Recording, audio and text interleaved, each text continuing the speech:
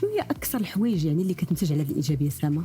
الوغ اكثر الحوايج اللي غتنتج على الايجابيه السامه هي لونكسيتي، هي القلق. نعم. القلق المزمن كيولي الشخص عايش في واحد ما متقبلش الواقع ديالو، ما متقبلش الحياه ديالو، ما متقبلش المشاعر ديالو، دونك كيولي عايش في واحد القلق اللي هو دائم جدا.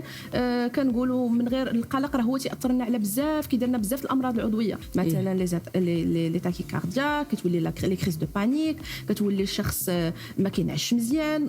بما ان لا ما نعستيش مزيان راه بزاف الحوايج عاوتاني غيتاثروا في حياتك، لان النوم راه هو مهم. النوم اللي غيكون كنعسوا واحد النعاس اللي غادي فعال واللي غادي يقاد لنا به الدماغ ديالنا، اون فوا كيولي القلق راه كيولي ما كنعسوش مزيان، دونك كيأثر عاوتاني على بزاف الجوانب. كيولي الجهاز الهضمي ما خدامش مزيان، كيولي لا كونسونطراسيون ما كايناش، كتولي لا طونسيون ما كايناش، وهذا الشيء كيأثرنا على حياتنا اليوميه، كيأثرنا على علاقاتنا، كيأثرنا على خدمتنا، كيأثرنا على بزاف الاشياء. وكما قلتي يعني الانسان مريم خاصو يعيش الحاله ويعيش اللحظه يعني مزيانه ولا خايبه، خاصنا نعيشوا كل لحظه، وكما قلتي في واحد الحدود، عاود الواحد ما يزيدش وينغلق على نفسه.